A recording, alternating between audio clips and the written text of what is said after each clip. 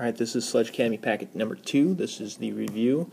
Hopefully this will help you with your flow chart that is due Thursday, May 10th. In experiment 9.3, this is a mixture of soluble and insoluble solids. This was the sand and the salt mixture that we separated into some sand and a filter paper and some salt. And so what we wanted to do and make sure that we understood that this was done through the adding of water, and we dissolved it, and then we filtered it. Okay, and so anytime you get some sort of mixture of solids, soluble and insoluble, you just dissolve the solid, the soluble solid, and the insoluble solid will just kind of, hang out on the side. Okay, then you can filter them out, and then you have your separation. So let's get rid of that, and let's. So the one thing we want to make sure is that you always follow directions, and you get initials when it asks for initials. That will probably happen during sludge test, and you will make sure that you follow those directions and get those initials done. Page. Okay, so observations of your mixture. Before it was mixing, it was kind of a light sand.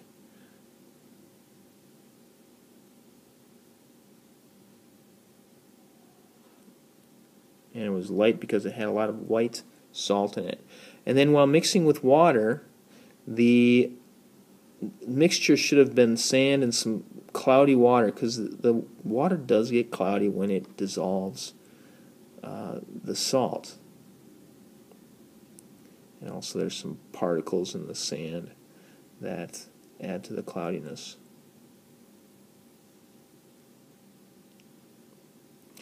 In the filter paper, you should have seen the sand in and the filtrate.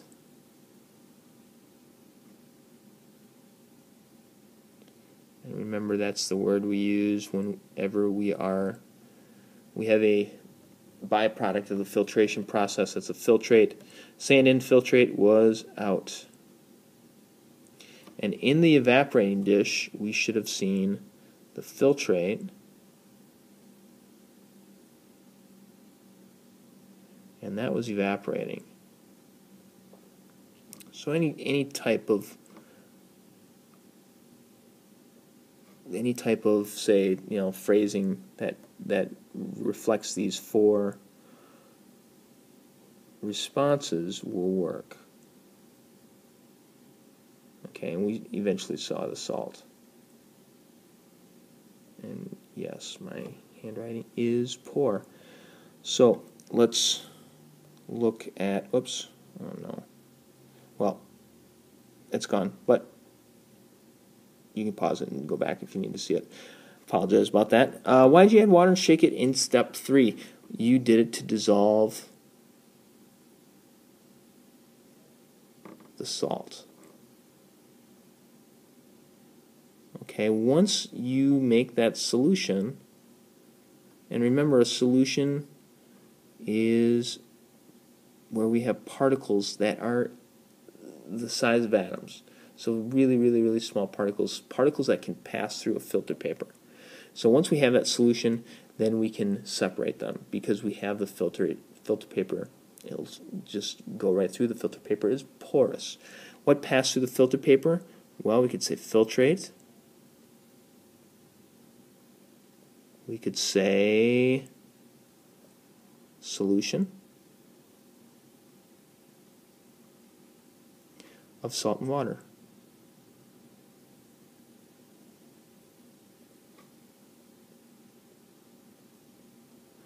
Now, I wrote NaCl because we want to make sure that we understand that when the ionic bond is in salt, goes into solution, what happens?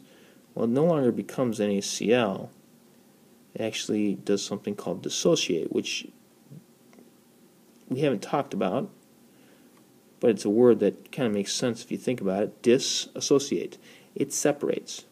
And so it separates into these two ions. And a little bit of chapter 8 for you. Here's a cation, positive ion, an anion is a negative ion. Alright, so these are the three questions that I really looked towards, because I wanted to make sure that you had some sort of knowledge of the ideas that are going on here. We have dissolving, we have a filtrate of the solution, and we have the ionic bond which breaks, okay, into two ions.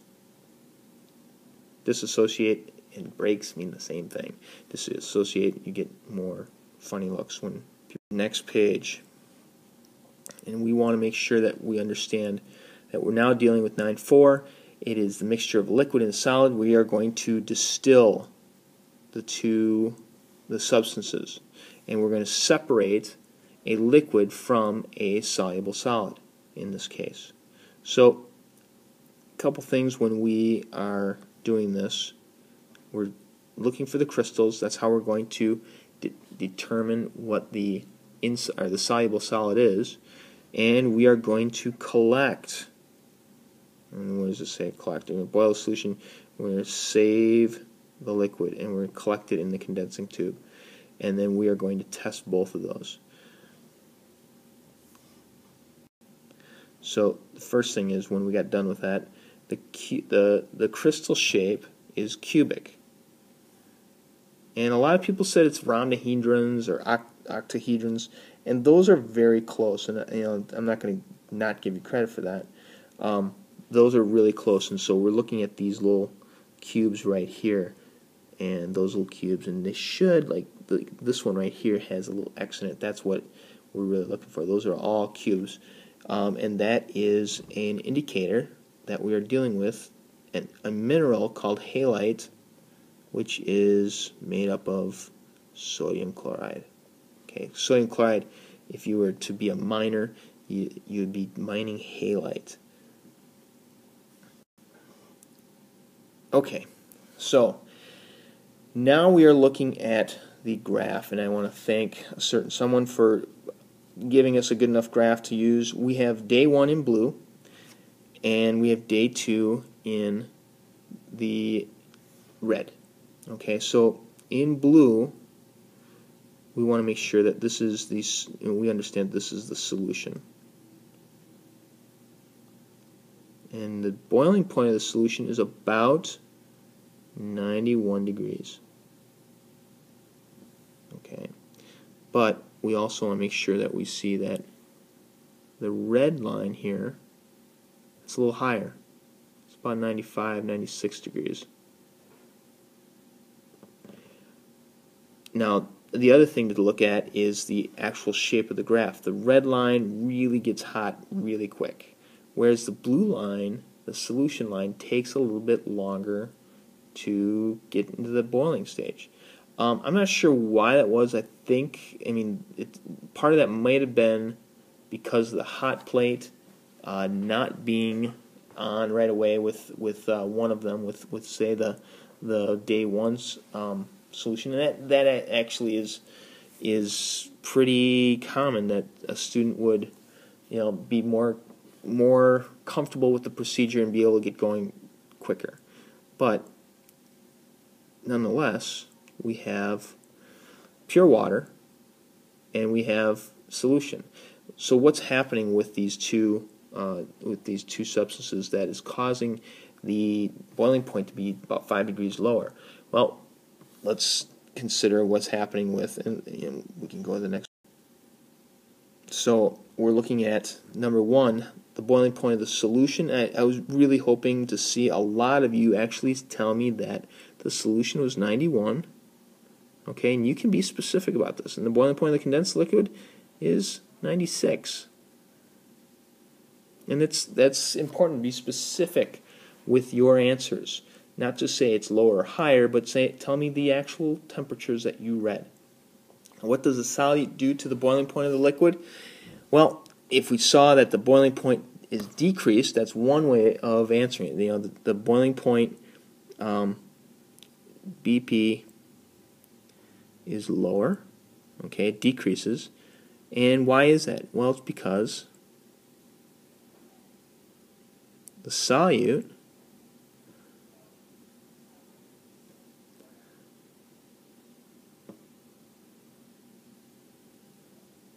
solute actually decreases the cohesion of the water.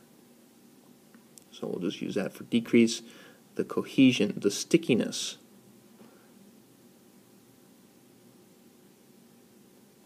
So what's happening is the boiling point decreases because the amount of energy needed to get them moving so that they break away from each other is actually less. Just add water here. Alright, we're almost done here. We're at 11 minutes, I know. Alright, 9.5. Mixtures of liquids. And one thing I want to talk about here is we did these for tests. And we did the odor, we did the flammability, we did that up front, we did the density, and we did the boiling point graph. I want to make a very big point that we did the density twice. I want it on the next page, not this page, but the next page. So I want everybody, when you start working on sludge, you're measuring twice. You can have the same people measure twice, or you have different people measure twice. But it's important to measure your mass twice. In this case, it was the mass. There's an old saying, carpenters use it all the time, measure twice and cut once. So if you measure the distance of a board twice, you make sure you make the right cut and you have the right data. And the same thing with density or with any other type of measurement, even boiling point. You want to do that twice to get the repeated result. So you get the same result twice, you know you're spot on, and you know that your data is accurate. Let's look at this graph real quick. The graph shows us a couple things, and I'm sorry this is all blurry, but it shows us we have one boiling point or one plateau and a second plateau. Okay, so the boiling point here is 73 degrees C, and over here we're closer to 90 degrees C. What does that tell us? Well, let's just change our pen color here. So here we're warming up. I don't know why there's a bend right there, probably because this is where you turned on turned up the hot plate. Okay, so we're going up, and then we start boiling. Okay, so we're boiling at this temperature of 73 degrees, and we have a plateau up until this point right here, where we start to increase our temperature again. Okay, now does it actually stop boiling? Not really, and I don't think anybody saw it really stop boiling. It maybe slows down a little bit, but it doesn't actually stop. And so you're going to have to watch your thermometer when you're doing this, because at this point right here, there is when you switch out the test tubes. When you see that temperature start to increase, you have time between here and here to switch those test tubes out, because at this point, and we have, let's see, we'll make this one orange. At this point right here, we have our second liquid. And you don't want to mix those liquids up because you'll get false tests. For instance, one of the tests we use is flammability. And if you have a little bit of, now this liquid right here was flammable. That was isopropyl alcohol. And this liquid was water. And if you get a little isopropyl alcohol in there, you'll get a false test. It'll light up a little bit, and that will give you a false test. And all of a sudden, now you're not sure what you had, because we have the boiling point of water, but it's flammable like isopropyl alcohol. Now, these are the procedures in your flowchart that you need to have for tomorrow. Those procedures go in the boxes. So when you have that flowchart, you have, let's say, go back to soluble solids and insoluble solids, and you want to separate them. Well, the way we did that was add water, dissolve, filter. So those are the things that go in those boxes. Make sure you fill those in with the procedures. Okay, the ovals are the end results. I hope this helps. Have a good evening, and I am out.